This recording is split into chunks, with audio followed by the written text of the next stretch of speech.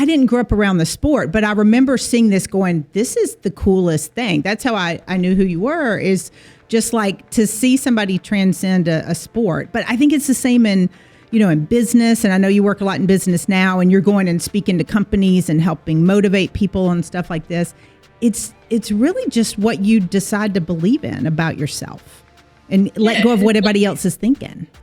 Yeah, believe in yourself, not be afraid to take risks. And the most important thing is you don't need to fit a mold of what you should look like or be. Like, I certainly not fit the mold of what NHL. You really don't, because when we were flying to Detroit, when I was coming up to see you guys, and I'm sitting there going, I don't know what I expected. Like, a hockey player and big and you're like this petite little thing who's, just so cute and everything. You're like, I don't know what I expected. I don't know if I thought you were going to be bruised up and, missing teeth, but it is. You don't have to fit a mold. I think so many times we try to just fit into what society thinks we're supposed to be or act like or look like. And I think it's awesome that you've got the skills to, and then still like, yep, doing it my way. Yeah, because when I went there to camp, I probably had everything going against me. My size, I was small. I was a female and I speak French. So I didn't barely understand like English, and I had to like face media and all that stuff. So I had everything going against me, but it didn't stop me from doing it. And even later now, when I start doing speaking engagement, I always refer to that. I certainly like speaking engagement for me, like it's out of my comfort zone. And one of the reasons it's because English is my second language. So sometimes I have words that it just doesn't come out the right way. But I tell myself, this is me. This is who I am. And I know I can still inspire people, even if my English is not perfect. And I think that's so important. Like perfection, like trying to be perfect and fitting exactly what you should look like. It's very difficult. I think that when you're yourself and people can connect better with like, just feel like, oh, she's just a regular person like us. Right. And I think that's important. I think that's hugely important. And, in English, and I know you learned a lot of your English when you were here in Atlanta.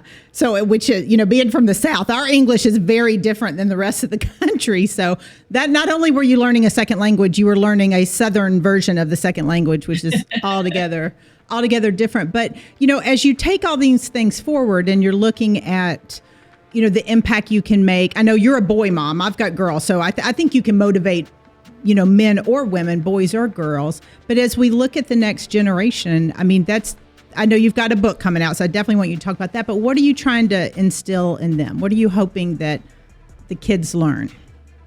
In that children's book, like to me, I always said, like, if you have a passion for something and you work hard, you put your mind into it, you can accomplish anything you want. And it's not just for hockey. And that was one of the coolest things reading a review about the book right now. If that's what people said, this is not a hockey book. Like, of course, we're talking about hockey because what I did is in hockey. But it's more about like having dreams and not be afraid to take risks and go for it and not letting failure stop you. I always look at failure in a different way. Like for me, it's a motivation. When someone said no to me, it's like, let me prove you're wrong. Right. I know. I have that too.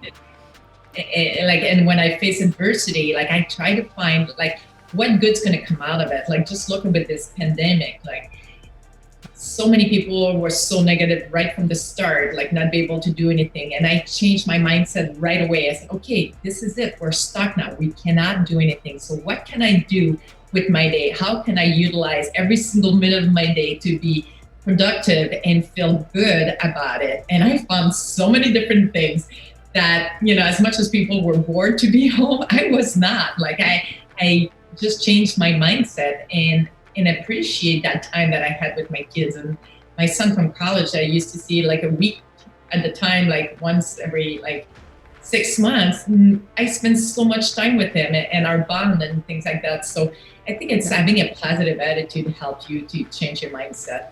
Negative people, when you face things, it's very difficult. Like